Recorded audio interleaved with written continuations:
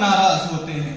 اور ایک درخت وہ ہوتا ہے جس کا پھل کڑوا ہوتا ہے، جس میں کانٹے ہوتے ہیں، جس کے پھل کے اندر کیڑے پڑ جاتے ہیں، تو اس درخت کے پاس سے کوئی گزرنا بھی پسند نہیں کرتا.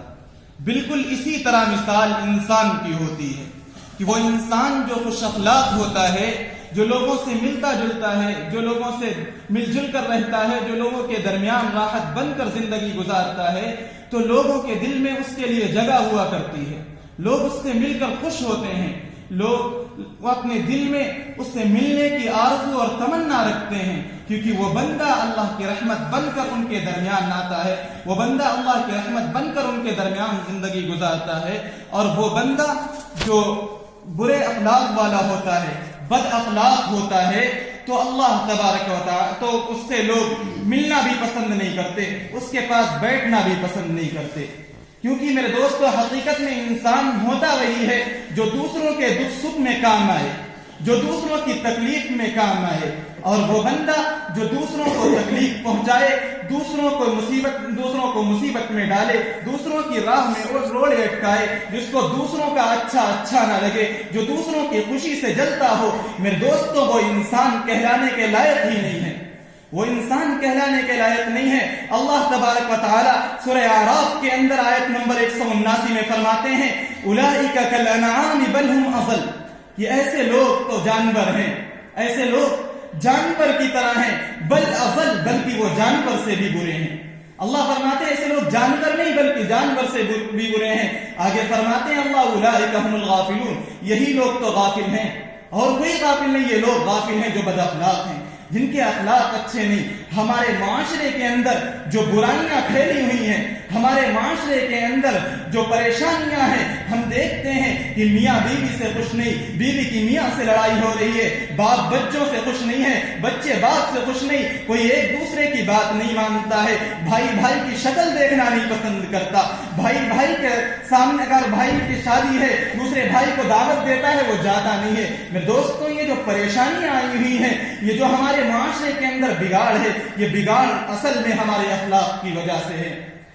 اگر ہم اپنے اخلاق کے اوپر توجہ دیں اور ہم وہ اخلاق اپنائیں جو نبی علیہ السلام کے زمانے میں صحابہ کرام رضی اللہ عنہم کے اخلاق تھے، تو میرے دوستو اصلاح معاشرے کے اوپر ہم کو اسٹیج سجانے کی ضرورت نہ پڑے. یہ جو بڑے بڑے جلسے ہم کرتے ہیں اصلاح معاشرہ کے نام سے، سب سے بڑی اس کی وجہ یہ ہے کہ ہمارے اندر اخلاق نہیں ہے. جب ہمارے اندر نبی والے اخلاق آ جائیں گے، جب ہمارے اندر صحابہ والے اخلاق آ جائیں گے، تو پھر ہم کو ان سب کی ضرورت نہیں پڑے گی. کیونکہ جتنی بھی برائیاں معاشرے کے اندر جنم لیتی ہیں، جتنی بھی معاشرے کے اندر برائیاں پیدا ہوتی ہیں، یہ سب بد اخلاقی کی وجہ سے ہوتی ہیں. تو میرے دوستو، اللہ نے فرمایا ہے کہ یہ لوگ جانور سے بھی بدتر ہیں، وہ لوگ جو دوسروں کے گناہوں کو دیکھ کر لوگوں کو ذلیل و رسوا کرتے ہیں. ہونا تو یہ چاہیے تھا، اخلاق تو یہ ہے کہ ایک بندہ دوسرے کے بندے کو گناہ کرتا دیکھے تو اس کی عیوب کی پردہ پوشی کرے. ایک بندہ گناہ کرتا ہے تو دوسرا بندہ اس کو اگنور کر دے اور تنہائی کے اندر اس کی اصلاح کی فکر کرے. یہ نہیں ہونا چاہیے کہ ایک بندے کو گناہ کرتا دیکھ لیا ہے، ایک بندہ تنہائی کے اندر جوا کھیل رہا ہے، سگریٹ پی رہا ہے، اب لوگوں کے سامنے آ کر اس کی برائیاں بیان کرنا شروع کی، اس کو ذلیل و رسوا کر دیا معاشرے کے اندر. اب وہ بندہ جو چھپ کر لوگوں سے یہ سب غلط کام کرتا تھا، اب وہ کھلے عام کرے گا. وہ سمجھتا ہے کہ اب ہمیں کون سا ڈر ہے، اب تو لوگ ہمارے بارے میں جان گئے ہیں. اب اس کو دیکھ کر وہ کچھ اور لوگ بگڑیں گے، کیونکہ جو بری صحبت اختیار کرتا ہے، ظاہر سی بات ہے جو بندہ برے کام کرتا ہے اس کے کچھ دوست بھی ہوتے ہیں. جب اس کے دوست ہوں گے اور جب وہ لوگوں کے سامنے کھلے عام کرے گا تو اس کے 10 وہ دوست بھی ہوں گے، تو اب وہ لوگوں کے سامنے ایسے کرے گا تو جو اس کے دوست ہوں گے وہ بھی غلط کام کرنا شروع کر دیں گے. تو میرے دوستوں، ہونا تو یہ چاہیے کہ ہم اصلاح کریں. اب ایک بندے کی رسوائی کرنے کی وجہ سے اب اتنا زیادہ معاشرے کے اندر فساد برپا ہوگا کہ ایک سے مل کر ایک جس طریقے سے ایک نیٹ ورک پھیلا ہوتا ہے، اس طریقے سے برائیوں کا نیٹ ورک ہمارے معاشرے کے اندر پھیل رہا ہے. جو برائیاں عام ہو رہی ہیں اس کی سب سے بڑی وجہ یہ ہے کہ ہم لوگوں کی اصلاح کی فکر نہیں کرتے ہیں، بلکہ اگر کسی کو کوئی غلط کام کرتے دیکھتے ہیں تو اس کو ذلیل و رسوا کرتے ہیں. کیونکہ ہم کو کسی کا اچھا نام اچھا نہیں لگتا ہے، ہم کسی کو نہیں دیکھتے، ہم کسی کو دیکھنا ہی نہیں چاہتے کہ لوگ اس کو عزت کی نگاہ سے دیکھیں. اس لیے جب اس کی برائی ہم دیکھ لیتے ہیں تو ہم سوچتے ہیں کہ لوگ اس کو حقارت کی نگاہ سے دیکھیں، لوگ اس کی بے عزتی کریں، اس کو سر عام رسوا کیا جائے. دوستوں اللہ نے فرمایا ہے جو بد اخلاق لوگ ہیں اولئک کالانعام بل هم اضل، کہ یہ لوگ تو جانوروں کی طرح ہیں بلکہ جانور سے بھی برے ہیں۔ علماء فرماتے ہیں کہ اللہ نے یہاں جانور سے انسان کو تشبیہ دی ہے، تو جانور جو ہوتے ہیں ان کی 3 قسمیں ہوتی ہیں۔ ایک تو وہ جانور ہوتے ہیں جو اپنی تکلیف تو برداشت کرتے ہیں لیکن دوسروں کو تکلیف نہیں پہنچاتے۔ آپ بکری کو دیکھ لیجئے، بھینس کو دیکھ لیجئے، گائے کو دیکھ لیجئے، یہ ایسے جانور ہیں کہ جب ان کو بھوک لگی ہو تو یہ بھوک کی تکلیف برداشت کریں گے، بھوک سے مرنا پسند کریں گے، لیکن کسی دوسری بکری کو ایک بکری تکلیف نہیں پہنچاتی، ایک گائے دوسری گائے کو تکلیف نہیں پہنچاتی۔ یہ سب سے اعلیٰ قسم کے جانور ہوتے ہیں۔ ان کی صفت یہ ہے کہ یہ اپنی تکلیف برداشت کرتے ہیں لیکن دوسروں کو اپنی تکلیف کی وجہ سے تکلیف نہیں پہنچاتے۔ دوسری قسم جو ہوتی ہے وہ ان جانوروں کی ہوتی ہے جو وحشی جانور کہلاتے ہیں۔ جب ان کو ضرورت ہوتی ہے تو یہ دوسروں کو تکلیف پہنچاتے ہیں۔ ان کا پیٹ بھر جائے یہ دوسرے جانوروں کو تکلیف نہیں پہنچاتے۔ شیر دیکھ لیجئے، بھیڑیا ہے، جب ان کو بھوک لگے گی تو یہ دوسرے جانوروں کو پھاڑ کر کھا جائیں گے، لیکن جب ان کی بھوک مٹ جائے گی، ان کا پیٹ بھرا ہوا ہوگا تو ان کو کوئی پرواہ نہیں کہ ان کے پاس سے کون سا جانور گزر رہا ہے۔ اور تیسری قسم ان جانوروں کی ہے جو موذی جانور کہلاتے ہیں۔ ان کی صفت یہ ہوتی ہے کہ یہ خود تو ان کو اپنے آپ کوئی فائدہ حاصل نہیں ہوتا لیکن یہ دوسروں کو تکلیف پہنچاتے ہیں۔ آپ بچھو کو دیکھ لیجئے، سانپ کو دیکھ لیجئے، یہ دوسرے کو ڈنک مار کر تکلیف پہنچاتے ہیں، حالانکہ اس میں ان کا کوئی فائدہ نہیں۔ ایسا نہیں ہے کہ بچھو کو ڈنک مارنے سے بھوک مٹ جائے گی، ایسا نہیں کہ اس کو نیند اچھی آئے گی، ایسا نہیں کہ اس کو اچھے اچھے خیال آنے لگیں گے، بلکہ یہ جانور جو ہوتے ہیں یہ دوسروں کو تکلیف پہنچانا ان کی عادت بن جاتی ہے۔ اسی طریقے سے جو اللہ نے فرمایا اولئک کالانعام بل هم اضل، اس کا مطلب بھی یہ ہے کہ جب انسان بد اخلاق ہو جاتا ہے تو وہ سب سے بدترین قسم کے جو جانور ہیں، یعنی جو خود کو کوئی فائدہ نہ ہو پھر بھی دوسروں کو تکلیف پہنچاتے ہیں، اس قسم میں سے ہو جاتا ہے کہ انسان دوسروں کو مصیبت میں ڈالتا ہے حالانکہ اس کا کوئی فائدہ نہیں ہوتا ہے، لیکن پھر بھی وہ دوسروں کو تکلیف میں ڈال رہا ہوتا ہے۔ وہ اپنے دائیں والوں کو بھی تکلیف میں ڈالتا ہے، بائیں والوں کو بھی تکلیف میں ڈالتا ہے، لوگوں کی راہ میں روڑے اٹکاتا ہے۔ میرے عزیزوں، بلکہ انسان بعض اوقات اس سے بھی بدتر ہو جاتا ہے۔ جو والازل اللہ نے فرمایا کہ انسان جانور سے بھی بدتر ہے، اس کا مطلب یہ ہے کہ بعض اوقات انسان ایسا ہوتا ہے کہ انسان دوسرے انسان کو تکلیف پہنچاتا ہے۔ جانور کا کیا ہے، جانور نے تکلیف پہنچا دی کسی کو، اس کے بعد اس سے کوئی لینا دینا نہیں ہے، لیکن ایک انسان ہے اس کا کوئی فائدہ نہیں ہوا، اس نے دوسرے کو تکلیف پہنچائی، اس کے بعد دوسری جگہ جا کے محفل میں ہنس کے بیان کرتا ہے کہ میں فلاں کو مار کے آیا ہوں، اب تک رو رہا ہوگا، میں فلاں کے دل کو تکلیف پہنچا کے آیا ہوں، اب تک جل رہا ہوگا۔ میرے دوستو، یہی تو ہے کہ انسان جانور سے بھی برا ہو جاتا ہے جب انسان کے اندر اخلاق نہیں ہوتے ہیں۔ اس لیے ہمیں اپنے اخلاق کو اچھا بنانے کی ضرورت ہے۔ اللہ تبارک و تعالی نے اخلاق کے 3 درجے بیان کیے ہیں، 3 طریقے کے اخلاق کی انسان کو تعلیم دی ہے۔ حضرت موسیٰ علیہ السلام کی قوم جن کو یہودی کہا جاتا ہے، ان کو اللہ تبارک و تعالی نے اخلاق عالیہ اور اخلاق حسنہ عطا فرمائے ہیں۔ کیا مطلب ہے اخلاق عالیہ اور اخلاق حسنہ کا؟ اخلاق عالیہ اور اخلاق حسنہ کا مطلب یہ ہے، اللہ نے فرمایا تم کو ہر کسی کے ساتھ انصاف کا معاملہ کرنا ہے، ہر کسی کے ساتھ حسن سلوک کا معاملہ کرنا ہے، لیکن اگر کوئی تم کو تکلیف پہنچائے تو جتنی وہ تکلیف پہنچا رہا ہے اس سے اتنا بدلہ لے لو۔ قرآن نے تورات کے اصول کو بیان کیا ہے۔ سورہ مائدہ کھولیے، قرآن کہتا ہے ان النفس بالنفس والعین بالعین والانف بالانف والاذن بالاذن والسن بالسن، کہ اگر کوئی جان لے لے تو بدلے میں اس کی جان لی جائے گی، اگر کوئی کسی کی آنکھ پھوڑ دے تو بدلے میں آنکھ پھوڑی جائے گی، کان کاٹ لے کان کاٹا جائے گا، زبان کاٹ لے زبان کاٹی جائے گی۔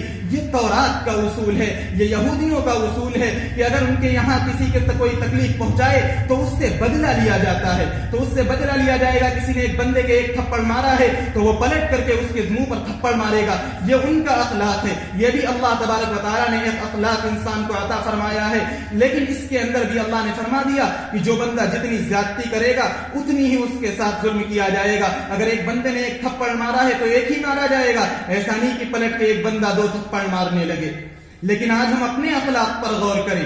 ہمارے یہاں تو یہ مشہور ہے، ہر بندہ یہ کہتا گھومتا ہے کہ ہم تو اینٹ کا جواب پتھر سے دیں گے. یہ جو اینٹ کا جواب پتھر سے دینے کی لاجک ہے، یہ جو منطق ہے، یہ اس بات کی طرف دلالت کرتی ہے، یہ اس بات کے اوپر شاہد ہے کہ ہمارے اندر اخلاق نام کی کوئی چیز نہیں. ہم انتقام کی آگ میں جل رہے ہیں. میں دوستو، اگر ہمارے اندر انتقام کی آگ نہ ہوتی تو ہم اخلاق کو سامنے رکھتے. جو اخلاق اللہ تبارک و تعالی نے نازل کیے ہیں، جو ہم کو عطا کیے ہیں، ہم ان کی روشنی میں فیصلہ کرتے. لیکن ہم کیا کہتے ہیں؟ اینٹ کا جواب پتھر سے دیں گے. دوسری قسم اللہ تبارک و تعالی نے اخلاق کی طرف رہنمائی فرمائی. دوسری قسم اخلاق عیسوی ہیں، جو حضرت عیسیٰ علیہ السلام کو اللہ تبارک و تعالی نے عطا فرمائے ہیں. ان کو اخلاق کریمانہ کہتے ہیں. ان کا مطلب یہ ہے کہ اگر کوئی بندہ آپ کے ساتھ برا سلوک کرتا ہے، اگر کوئی بندہ آپ کے ساتھ برا سلوک کرتا ہے تو آپ کو پلٹ کے اس کے ساتھ برا سلوک نہیں کرنا ہے، بلکہ اس کو معاف کرنا ہے.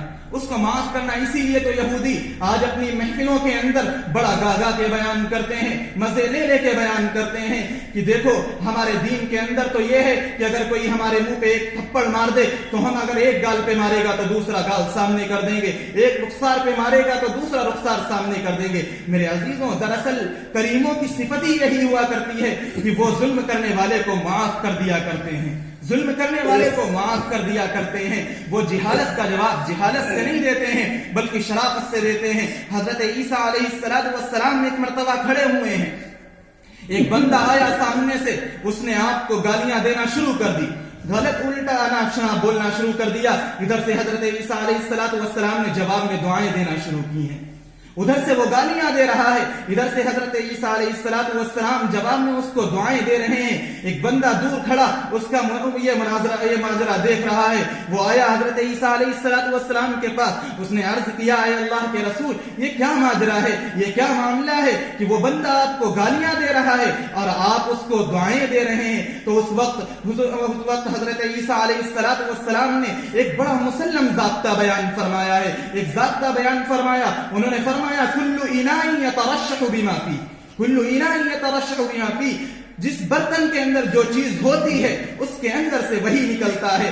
آپ دو برتنوں کو لے لیجئے، ایک کے اندر شہد رکھیے، ایک کے اندر شراب رکھیے، تو شراب والے برتن سے شہد نہیں ٹپکے گا اگر آپ اس کو ہلائیں گے. اسی طریقے سے جو شہد والا برتن ہے آپ اس کو ہلائیں تو اس کے اندر سے شراب نہیں نکلے گی، بلکہ جس کے اندر جو کچھ ہوگا اس کے اندر سے وہ نکلے گا. تو اس بندے کے اندر شر ہے تو اس کے اندر سے شر باہر آ رہا ہے، میرے اندر خیر ہے تو میرے اندر سے خیر باہر آ رہی ہے.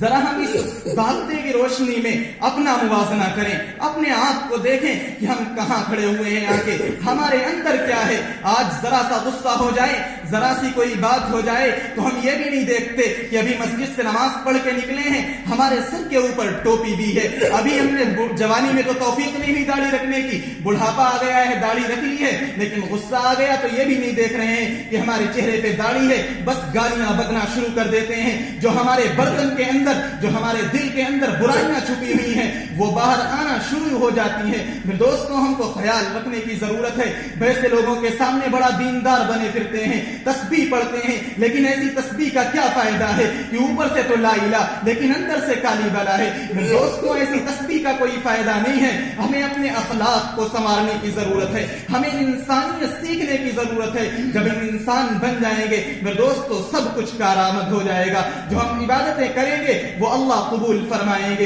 جو ہم لوگوں کے ساتھ حسن سلوک کریں گے، اللہ کے نبی صلی اللہ علیہ وسلم نے ایک حدیث کے اندر ارشاد فرمایا ہے کہ ایمان والوں کو ایمان لانے کے بعد جو سب سے بڑی نعمت عطا کی گئی ہے وہ اخلاق کی نعمت ہے، وہ اخلاق کی نعمت ہے. اللہ کے نبی نے، آج ہم سوچتے ہیں اخلاق سے کیا ہوگا اگر ہم جواب نہیں دیں گے. ہم عائشہ فرماتی ہیں فتحت المدینہ بالاخلاق، فتحت المدینہ بالاخلاق. اللہ کے نبی نے مدینے کو تلوار کے زور پہ فتح نہیں کیا ہے، اللہ کے نبی نے مدینے کو کسی بہت بڑی جنگ چڑھائی کر کے فتح نہیں کیا ہے، بلکہ اللہ کے نبی نے مدینے کو اپنے اخلاق کے ذریعے فتح کیا ہے. اس لیے اخلاق سنوارنے کی ضرورت ہے. تو دو طریقے کے اخلاق اللہ نے اس امت محمدیہ سے پہلے بیان فرمائے. ایک اخلاق موسوی ہے، دوسرا اخلاق عیسوی ہے. یہ دونوں اصول اللہ تبارک و تعالیٰ نے امت محمدیہ کے اندر جاری رکھے ہیں کہ کوئی بندہ جو اس لیے کہ جو اسلام ہے یہ قیامت تک کے لیے رہنے والا دین ہے.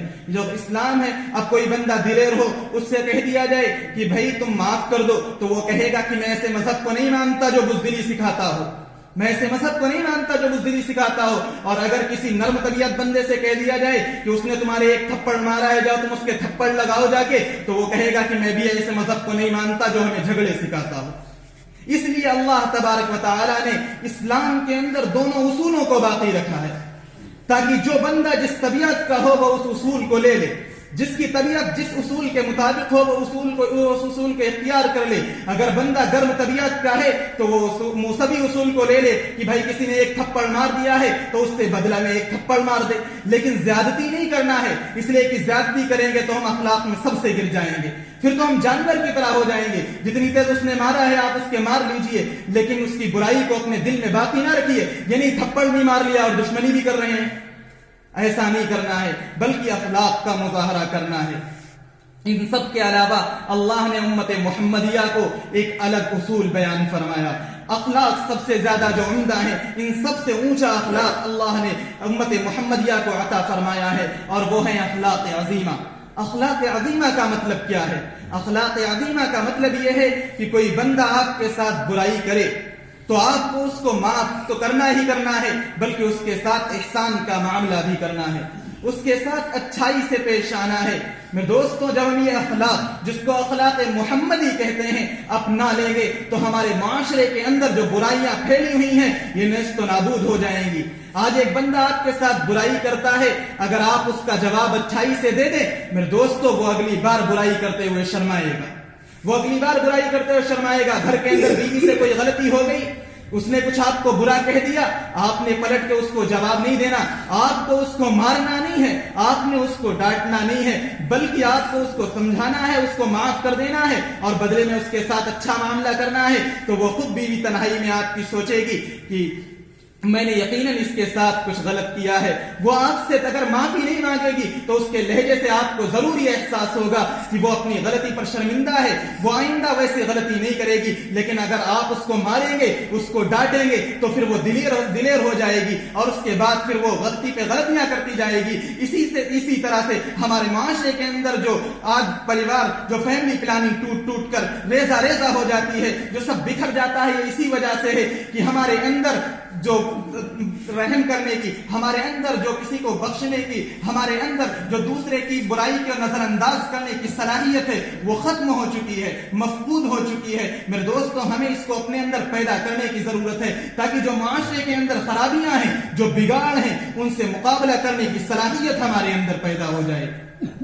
اللہ نے فرمایا ہے قرآن کے اندر وَإِنَّكَ لَعَلَىٰ خُلُقٍ عَظِيمٍ، اے پیغمبر محمد صلی اللہ علیہ وسلم، آپ اخلاق کے اعلیٰ مرتبے پر پائے گئے ہیں، آپ کے اندر اخلاق عظیمہ پائے گئے ہیں. کیسے اخلاق عظیمہ پائے گئے؟ ایسے نہیں پائے گئے جیسے ہم اگر بھی دعویٰ کرنے لگے کسی کو معاف کر دیا اخلاق عظیمہ. آپ جنگ احد کو اٹھا لیجیے، ہر کوئی آدمی اس واقعے سے واقف ہے کہ جنگ احد میں اللہ کے نبی نے چند صحابہ کو پہاڑ کی چوٹی پہ کھڑا کیا تھا کہ آپ کو وہاں سے ہٹنا نہیں ہے، تیر اندازی کرنا ہے جب تک کہ میرا حکم نہ ہو. لیکن صحابہ سے اجتہادی غلطی ہوئی ہے، انہوں نے دیکھا کہ جب کافر بھاگ گئے ہیں تو انہوں نے یہ سمجھا کہ ہمیں تو حکم دیا گیا تھا اس وقت تک کے لیے جب تک کہ کافر میدان سے بھاگ نہ جائیں. اب جب کافر بھاگ گئے ہیں، مسلمان سامان غنیمت کو اٹھا رہے ہیں، تو چلو ان کی مدد کی جائے. وہ میدان وہاں سے اپنی جو پہاڑ کی چوٹی ہے وہاں سے اتر کر نیچے آئے ہیں، اور اس کے بعد ان لوگوں نے جب وہ نیچے آ گئے تو اس کے بعد خالد بن ولید جو چیف کمانڈر آف اسلام ہے،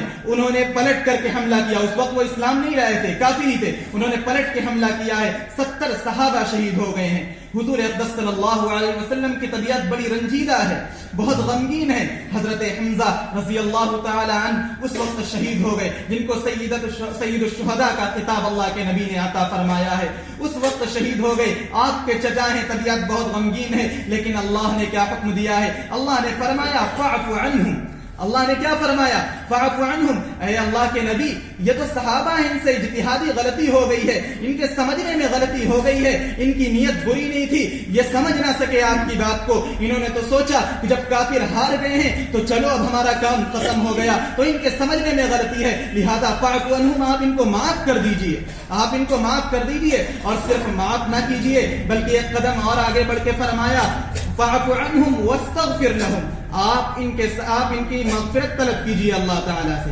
آپ ان کے لیے معافی بھی مانگیے، یعنی آپ خود بھی معاف کیجئے اور دعا کیجئے کہ اللہ بھی ان کو معاف فرمائے، دعا کیجئے کہ اللہ بھی ان کو معاف فرمائے۔ اور اس کے بعد ایک قدم اور آگے بڑھ کے اللہ نے فرمایا وشاورہم فی الامر، ایسا نہیں کہ ابھی معاف کرنا ہے، اللہ سے معافی بھی مانگ لینا ہے لیکن بعد میں ان کو الگ تھلگ کر دینا ہے، ان سے ابھی تک تو آپ مشورہ لیتے آ رہے ہیں، بعد میں ان کو مشورے میں نہیں بٹھانا ہے، کہا ایسا نہیں کرنا ہے، وشاورہم فی الامر، ابھی ان کو معاف کرنا ہے اور آگے چل کے کوئی اہم معاملہ آ جائے تو ان کو اپنے مشورے میں بھی شریک کرنا ہے۔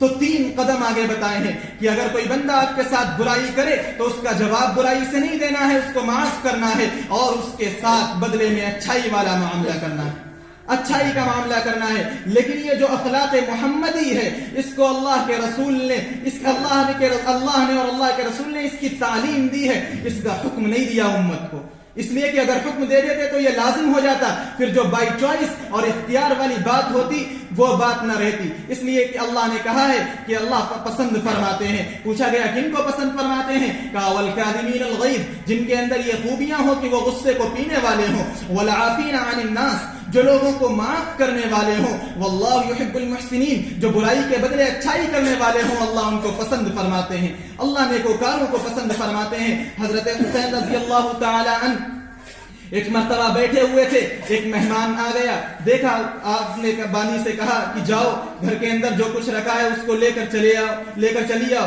اس نے دیکھا جا کے گھر پہ صرف شوربہ تھا، وہ شوربہ لے کر آئی، اس نے شوربہ گرم کیا، شوربہ لے کے آ رہی تھی، اللہ کی بندی چل کہیں رہی ہے دیکھ کہیں رہی ہے، دروازے کے پاس آئی، پیر لڑکھڑایا، گر گئی، سارا شوربہ جو گرم تھا وہ حضرت حسین رضی اللہ عنہ کے جسم پر گرا ہے جا کے۔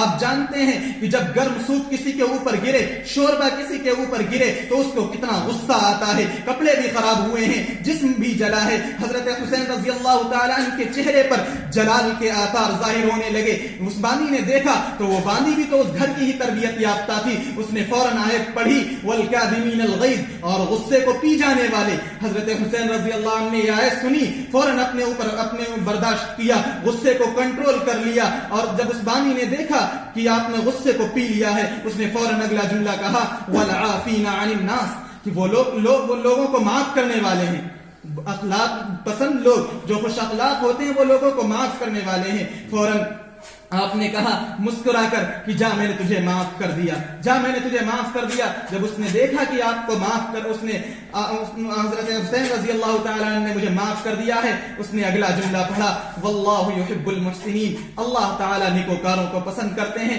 اللہ برائی کے بدلے میں اچھائی کرنے والوں کو پسند کرتے ہیں۔ تو حضرت حسین رضی اللہ تعالی عنہ نے مسکرا کر اس سے کہا جا میں نے تجھے اللہ کی راہ میں آزاد کر دیا، جا میں نے تجھے اللہ کی راہ میں آزاد کر دیا۔